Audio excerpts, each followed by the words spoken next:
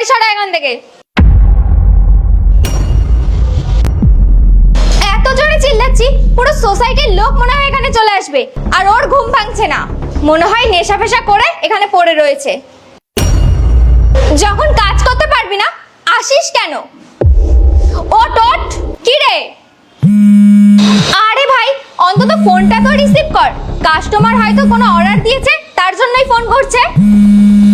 Order নিয়ে নেয়, তারপরে এদের যত সব নাটক। বেচারা কাস্টমার মনে হয় ওখানে ওয়েট করছে। আরে ভাই তাও কি শুনতে পাচ্ছিস না? আরে ওট ওট।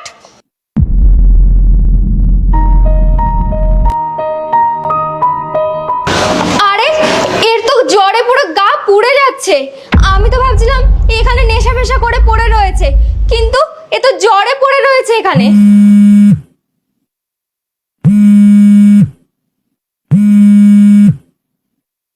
হ্যালো, এই কোথায় আছিস রে? আধা ঘন্টা ধরে তোকে ফোন করছি, ফোন তুলছিস না, আড্ডা মারছিস হ্যাঁ নাকি? স্যার যেই বোনটা আপনার অর্ডার নিয়েছিল সে তো এখানে অসুস্থ হয়ে ঘুমাচ্ছে। কি ঘুমাচ্ছে? আমি এতক্ষণ ধরে এখানে ওয়েট করছি অর্ডারের জন্য, আর ঘুমাচ্ছে? আমি এক্ষুনি কমপ্লেন করছি, দাঁড়াও। না স্যার প্লিজ কমপ্লেন করবেন না, আমি যত তাড়াতাড়ি পারি আপনার অর্ডারটা আপনার কাছে দেওয়ার চেষ্টা করছি। যা করার তাড়াতাড়ি করুন, সময় মতো যদি আমি অর্ডার না পাই আমি কিন্তু কমপ্লেন করে দেবো, ওর কাজই চলে যাবে। ঠিক আছে স্যার। স্যার আপনার অ্যাড্রেসটা একটু বলুন। হ্যাঁ, বি সোসাইটি, 2nd ফ্লোর। ঠিক আছে স্যার। এই অ্যাড্রেসটা তো আমার ফ্ল্যাটের উপরেই, ও তো এখানে অসুস্থ হয়ে ঘুমাচ্ছে। আমি যাই অর্ডারটা দিয়ে আসি, না হলে ওর বেকার বেকার কমপ্লেন জানালে চাকরিটাও চলে যাবে।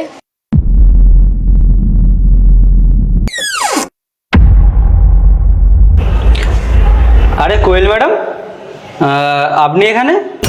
এটা তোমার অর্ডার তো? 1 মিনিট, ফোনে তাহলে যার সঙ্গে কথা বলছিল উনি আপনি ছিলেন? হ্যাঁ আমি আপনার ফোনটা ধরেছিলাম। ও সরি সরি সরি, অ্যাকচুয়ালি কি হয়েছে, আমি অনেকক্ষণ আগে অর্ডারটা করেছিলাম তো, তাই রাগের মাথায় যদি আপনাকে কিছু বলে থাকি তাহলে আমাকে ক্ষমা করে দিও, ঠিক আছে?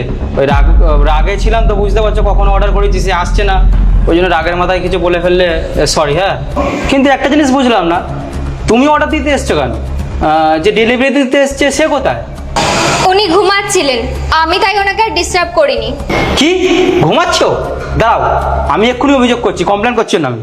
আরে না না, কমপ্লেন করবে না, আমি ওনাকে ডেকেছিলাম কিন্তু উনি শুনতে পাইনি। তারপরে ওনার গায়ে যখন হাত দিই তখন দেখি ওনার জ্বরে পুরো গা পুড়ে যাচ্ছে, তাই আমি ভাবলাম ডেলিভারিটা আমি তোমাকে দিয়ে দিই। তুমি নিজেই ভাবো কতটা অসুস্থ, তাও কাজ করতে বেরিয়েছে। মানুষ কতটা অসহায় হলে তারপরে এতটা কষ্ট করে। আমি তোমার কথা বুঝতে পারছি, কিন্তু ওর যে গেলে এত শরীর খারাপ, ও তো বাড়িতে থাকতে পারতো, কেন ডেলিভারি করতে এসেছে? আসলে তুমি পরিস্থিতিটা দেখোনি তো, এই জন্য এরকম কথা বলছো। এইসব গরিব মানুষদের না একদিন কাজে না গেলে হয়তো এদের খাওয়াই জোটে না। এই রোদ বৃষ্টি যাই হয়ে যাক না কেন, তাও এদের কাজে যেতে হয়। এত কষ্টের মধ্যে ওরা ঠিক টাইমে আমাদের বাড়ি বাড়ি গরম খাবার পৌঁছে দেয়। আর যদি একটু লেট হয় তাও কিছু কিছু কাস্টমার কত কমপ্লেন জানায়। তাই সবসময় কমপ্লেন না করে আগে পরিস্থিতিটা জানা দরকার।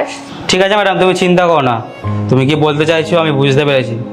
হ্যাঁ, এইসব ছোটোখাটো বিষয়ে যদি আমি কমপ্লেন করি তাহলে তো ওর কাজটাও চলে যেতে পারে। পরের বার থেকে আমি এটা মাথায় রাখবো। দাঁড়ান, এই নাও এই অর্ডারের টাকা, ওই ডেলিভারি যে দিতে এসছে ওকে একটু দিয়ে দিও। হ্যাঁ নাও, থ্যাংক ইউ, ধন্যবাদ। আমার ফোন, আমার ফোন কোথায় গেল? আমার ফোন, অর্ডারটা এবার কোথায় গেল?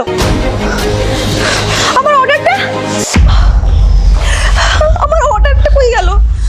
বোন, তোমার অর্ডারটা আমি গিয়ে পৌঁছে দিয়ে এসেছি। আপনি অর্ডার দিয়ে এসেছেন, কিন্তু কেন ম্যাডাম?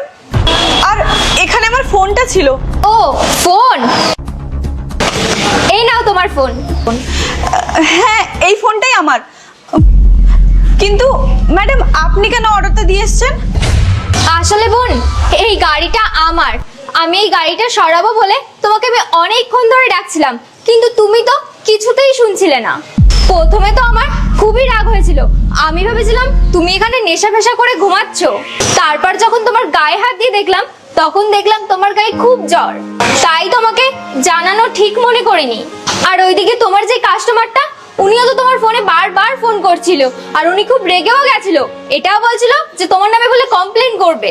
তারপর তোমার ফোনটা আমি রিসিভ করি, আর উনি ওনার অ্যাড্রেসটা বললো আমার ফ্ল্যাটের উপরেই। তাই আমি গিয়ে তোমার অর্ডারটা দিয়ে এসেছি। হ্যাঁ ম্যাডাম, আমার 2-3 দিন আগে থেকেই জ্বর ছিল। মা বলেছিল ওষুধ খেতে, আমি একটা খেয়েও ছিলাম। হয়তো তার প্রভাবটাই কেটে গেছে। আসলে ওপরেই আমি অর্ডারটা দিতে এসেছিলাম, আর আমার মাথাটাও খুব ঘুরছিল। তাই ভাবলাম যে একটু বিশ্রাম নিয়ে নিই। কখন যে আমার চোখটা লেগে গেছে আমি বুঝতেই পারিনি। ঘুম তো আসবেই। আমি যখন তোমার গায়ে হাত দিলাম, তখন দেখলাম তোমার গা পুরো জ্বরে পুড়ে যাচ্ছে। আচ্ছা, তোমার যখন এতই শরীর খারাপ, এত কষ্ট হচ্ছে, তাহলে তুমি বাইরে কেন বেরোলে? কাজ কেন করছো এত বৃষ্টি বাদলের সময়? ম্যাডাম, আমাদের কাজটা এরকম, রোজ কাজ করতে হয়, তাহলে সংসারটা চলে। একদিন কাজ না করলে সেদিন খাওয়াই বন্ধ হয়ে যায়। আর আমি একমাত্র আমার বাড়িতে রোজগার করি। আমি কাজ না করলে সংসারটা চালাবো কি করে ম্যাডাম? তাছাড়া আমার বাড়িতে একটা অসুস্থ মা আছে, তার ওষুধের খরচাও চলে। এবার আমি যদি ছুটি নিয়ে নিই, তাহলে আমার সংসারটা কি করে চলবে ম্যাডাম? বোন, আমি তোমার পরিস্থিতিটা বুঝতে পারছি। সংসার তো তোমারই চালাতে হবে। এখন যদি তুমি অসুস্থ হয়ে যাও, তাহলে কি হবে? একদিন ছুটি না নেওয়ার জন্য দেখবে 1-2 সপ্তাহ ঘরে পড়ে থাকবে অসুস্থ হয়ে। তাই বলছি, আগে নিজের শরীরের যত্ন নাও, তারপরে সব ঠিকঠাক থাকবে। এখন বাড়িতে যাও, শরীর ভালো হলে আবার কাজ করো। ঠিক আছে ম্যাডাম, আর 2টো অর্ডার আছে, ওটা দিয়ে দিই, তারপরেই বাড়ি চলে যাব। তুমি তো দেখছি কিছুতেই কথা শুনবে না। ঠিক আছে, যাও, সাবধানে যাও। আর হ্যাঁ, দেখবে আবার যেন মাথা ব্যথা না ঘুরে পড়ে যাও। ঠিক আছে ম্যাডাম, আপনাকে অনেক অনেক ধন্যবাদ। আরে ধন্যবাদের কিছু নেই। আর হ্যাঁ, এই যে তোমার অর্ডারের টাকা, এই নাও, ধরো।